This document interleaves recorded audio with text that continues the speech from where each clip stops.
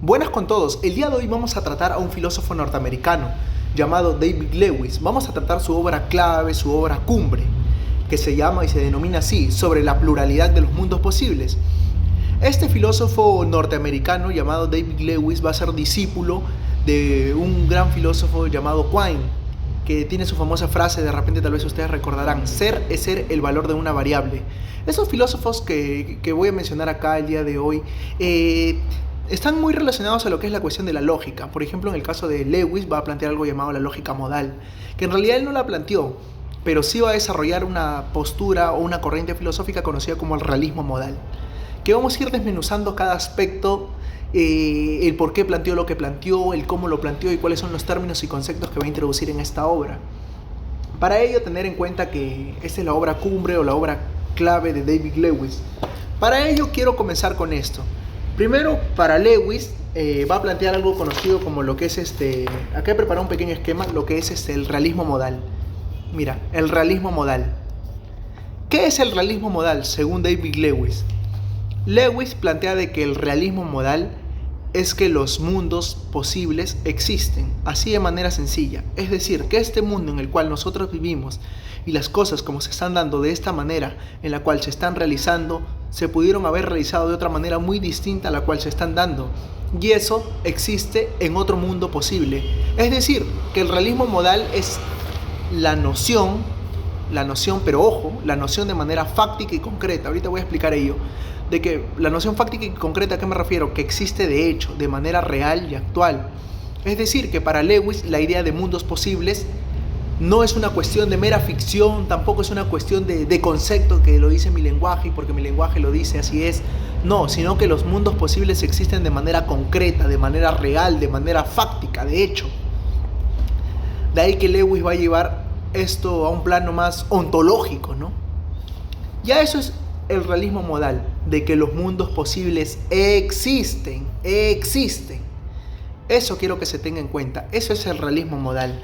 Ahora, para ello Lewis, como les comenté, va a ser un filósofo muy dedicado a la lógica y va a plantear algunos determinados términos, ¿no?, para la lógica modal. La modalidad se entiende como las maneras en las cuales una cosa o un ente pudo haber sido o pudo no haber sido. De ahí que va a plantear distintos tipos de modalidad Lewis, que los vamos a ir viendo más adelante, como la modalidad nomológica, deóntica, histórica y demás. Pero mire, estos son los dos términos que quiero que memorices y que aprendas. Un diamantito y una cajita. Un diamantito y una cajita. Diamantito, cajita. ¿Qué significa eso? Primero te digo el concepto y de ahí ya te muestro el esquema. El diamantito significa lo que sucede u ocurre en al menos un mundo posible. O sea, significa la posibilidad mínima, lo que sucede u ocurre en al menos un mundo posible. Así como de repente en lógica formal tú habrás visto la P, la Q, la R, la S, las tablitas de verdad, ya. En lógica modal se trabaja con estos signos. Hay más, pero se trabaja con estos dos. El diamantito, que significa lo que sucede u ocurre en al menos un mundo posible. Y lo que es la cajita que ves acá, sucede u ocurre de manera necesaria en todos los mundos posibles, significa. Ahora, para poder explicar un poco más detallado lo que es este libro, te voy a comentar algo. Mira, imagínate que acá hay tres mundos posibles: mundo 1, mundo 2 y mundo 3. Mundo 1, mundo 2 y mundo 3. ¿Recuerdas qué significaba el diamantito? Lo que sucede o ocurre al menos en un mundo posible. Imaginemos que este es el mundo posible en el cual nosotros vivimos en este instante, en el que hay una ley de la gravedad determinada, en el que hay leyes determinadas de la naturaleza, como por ejemplo las leyes de Isaac Newton que planteó, ¿no? Están las leyes también de la mecánica cuántica y demás. Ya, a ver, este es el mundo 1, el mundo en que nosotros vivimos. Y hay otras posibilidades que desconocemos, pero que existen en otros mundos. Por ejemplo, en el mundo 2, de manera real, de manera fáctica, según Lewis, de repente existen chanchos que vuelen, humanos de 10 metros. Imagínate un humano de 10 metros, gigantes, titanes así gigantes, enormes. Eso existe en el mundo posible. Algo que es muy distinto, algo que en el mundo 1 no existe, pero en el mundo 2 sí. Y ahora en el mundo 3 de repente es todo lo contrario. Existen humanos pequeñísimos, de 10, 15, 20 centímetros, ya que tiene otras condiciones el mundo 3. De ahí que para el mundo 3 el mundo 2, por así decirlo, es imposible. Porque cuando hablamos de mundos posibles, también hablamos en alguna medida de mundos imposibles. Ahora, en el mundo 3 puede que existan humanitos pequeños de 10 metros, 15 centímetros, de 10 centímetros, 15 centímetros. Lo que de repente los alquimistas denominaban los homúnculos, se hubieran escuchado esa leyenda, ¿no? Homúnculos, hombres pequeños. Pero ya bueno, esa es otra historia. Cada mundo posible es muy distinto y se dan las condiciones necesarias para que se pueda desarrollar de esa manera a la como se está desarrollando y no de otra manera muy distinta a la que podría desarrollarse. Por eso hay diversos mundos posibles. De ahí que, si te das cuenta, Lewis va a estar en contra en alguna medida de la identidad, que ya lo vamos a explicar después con la teoría de las contrapartes. Pero mira, recordemos los simbolitos. El diamantito, lo que sucede en al menos un mundo posible, y el cuadradito es lo que sucede de manera necesaria en todos los mundos posibles. Ahora mira, para Lewis, la cuestión de real, lo real, que él también lo va a denominar lo actual, lo real o lo actual, lo que sucede aquí también lo denomina así en su obra, lo que sucede aquí y ahora, lo real y lo actual, ya que según Lewis todo es incluyente, pero a ver, ahorita voy a explicar todas estas cuestiones. Pero la cuestión de real o actual en Lewis es que es una cuestión deíctica, con deíctica.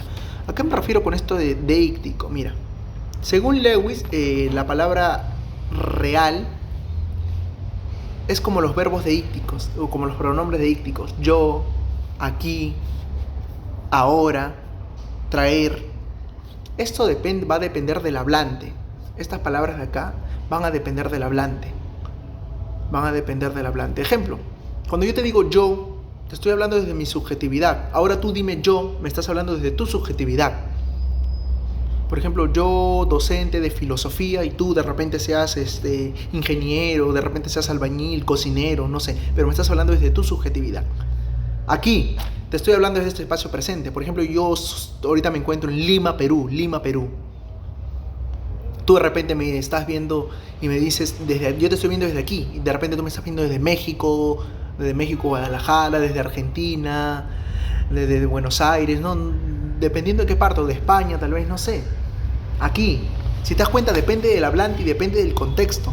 Cuando yo te digo ahora, depende del contexto. Lo mismo, contraer. Cuando tú me dices, tráeme, por ejemplo, este lapicero, me estás hablando desde tu contexto, que yo te lo traiga. Y si yo te digo, tráeme este mismo lapicero igual, te estoy hablando desde mi contexto, ya es algo que depende del hablante. De ahí que lo real es algo deíctico, según Lewis. ¿Por qué? Porque lo real va a depender desde qué mundo posible se esté hablando. Para este mundo posible es algo irreal, más bien, que existan humanos de 10 metros, existan chachos que huelen, sirenas y demás. Pero para este mundo posible esto es irreal, que existan humanos de 1,5 metros, 2 metros. Eso es irreal. De ahí que lo real o lo actual va a depender de qué mundo posible se hable. Interesante la teoría de Lewis, ¿verdad? Ahora, ese es el realismo modal. Ahora vamos a ver lo que es esto acá que he preparado, la teoría de las contrapartes. Y también voy a explicar los contrafácticos o condicionales subjuntivos. Mira, teoría de las contrapartes, sí. Primero vamos con la teoría de las contrapartes.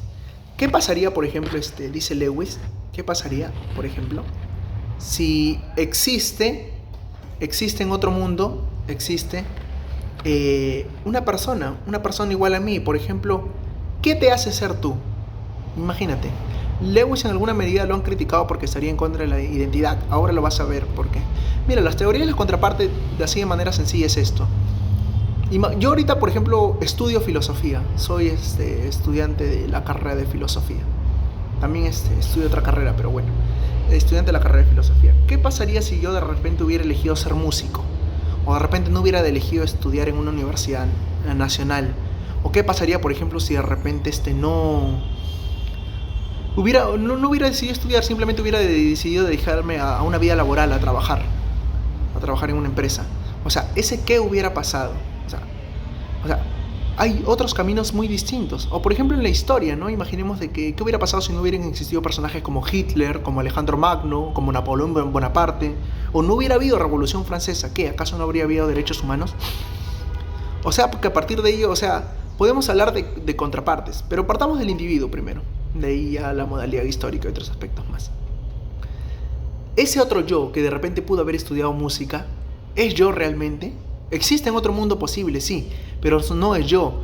Según Lewis, esa otra contraparte que existe en otro mundo posible de ti, no es realmente tú, porque el hecho de que seas tú te hace hacer las decisiones que se han sido tomadas de la manera en la cual se han ido desarrollando en este mundo posible. De ahí que ese otro yo en otro mundo posible es una persona muy distinta a ti. Puede ser similar, semejante, pero no igual. De ahí que la igualdad no existe en Lewis. Por eso que en alguna medida, si la igualdad no existe, está yendo en contra de lo que es la identidad y otras cuestiones más. Pero algo que quiero aclarar en ese punto es que según Lewis, por así decirlo, esa idea de las contrapartes, solamente nos podemos asemejar a las contrapartes, es decir, que somos semejantes, pero somos personas en el fondo muy distintas, porque cada decisión que tomamos nos hace ser lo que somos y no entes muy distintos a lo que seríamos en otro mundo posible. A ver, hasta ahí espero que haya quedado claro. Esa es la teoría de las contrapartes, que existe un semejante o parecido a ti, más no un igual. ¿En qué consiste la teoría de los contrafácticos o condicionales subjuntivos? Mira, cuando yo me refiero a contrafáctico, condicional subjuntivo, es esto, así de manera sencilla. Apréndelo como un sinónimo. Cuando yo digo contrafáctico, condicional subjuntivo, es un sinónimo de esto: el qué hubiera pasado. Cuando yo digo este término, el qué hubiera pasado, estoy haciendo condicional subjuntivo, contrafáctico. O sea, ¿qué hubiera pasado si? ¿Qué hubiera pasado si? Como te dije antes, ¿qué hubiera pasado si no hubiera existido Hitler? Si no hubiera habido Revolución Francesa. O sea, ¿qué hubiera pasado? Esa idea de qué hubiera pasado es una prueba, dice Lewis, de que existen otros mundos posibles. ¿Por qué? Porque el propio y muchos de los problemas filosóficos que se han ido transcurriendo a través del tiempo se pueden resolver de esta manera. De hecho, Lewis dice que su teoría de los mundos, del planteamiento de los mundos posibles, es una forma más simple de poder resolver todos esos problemas filosóficos. Y es una forma más sencilla de poder explicar, ¿no?, todas esas ideas de los filósofos, ¿no?, extrañas. Y lo plantea con esto de los contrafácticos. Incluso dice Lewis que de esta idea del qué hubiera pasado, así trabajan los científicos también. Así trabajan muy bien los científicos. Por ejemplo, cuando se preguntan, ¿no?, o sea, ¿por qué está determinado? Por ejemplo, de repente, tal vez cuando un ingeniero va a armar una maquinaria, ¿no?, ¿qué pasaría si pusiera este tornillo aquí y no aquí? ¿Qué pasaría si de repente ensamblara esta máquina acá y no acá, este motor acá y no acá? O sea, siempre estamos preguntándonos el qué hubiera pasado. Los científicos trabajan así. Y de ahí que en alguna medida la idea de condicionales subjuntivos es una prueba de que no solo los científicos trabajan así, sino que también es una prueba de que existen los otros mundos posibles, según Lewis. Esa es la idea de los contrafácticos o condicionales subjuntivos, así de manera sencilla. Ahora, vamos con la idea de que ¿se puede viajar a otros mundos posibles? O sea, ¿es posible la conexión entre el mundo 1 y el mundo 2? Según Lewis, la respuesta, ¿qué crees?, es no. No se puede viajar a otros mundos posibles. ¿Por qué? Porque cada mundo, según Lewis, está de manera aislada y existe de manera independiente de otro mundo posible. Y está de manera aislada espaciotemporalmente, así lo denomina él, está de manera aislada espaciotemporalmente. Y ningún mundo posible se puede conectar con otros. Los mundos posibles no se traslapan, dice, no se entrecruzan ni nada. No se tocan, no hay conexión total. O sea, por ejemplo, especulando, ¿no?, ¿qué diría Albert Einstein con eso de las teorías de gusanos, que puedes trasladarte de un mundo a otro? No. Para Lewis no existen eso. Cada mundo posible está aislado de manera espaciotemporalmente. Cada mundo posible es independiente. No hay conexión entre un mundo y el otro. Pero de hecho algo interesante que dice Lewis es que cada mundo posible, mientras más cercano esté del otro, sus condiciones en las leyes naturales y otras más se van a parecer, van a ser similares o semejantes. Pero eso ya es otra cuestión más. Algo más que puedo plantearte acá es entre las posibilidades doxásticas y epistémicas. ¿Qué es esto? Mira, posibilidades doxásticas y epistémicas. Doxa, opinión; episteme, conocimiento.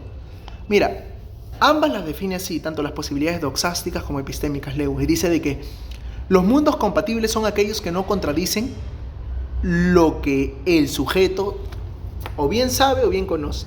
Mira, los mundos compatibles son aquellos que no contradicen lo que el sujeto cree y lo que el sujeto sabe. Lo que el sujeto cree es en la posibilidad doxástica, y lo que el sujeto conoce es en la posibilidad epistémica, porque no es lo mismo creer y no es lo mismo saber, según Lewis.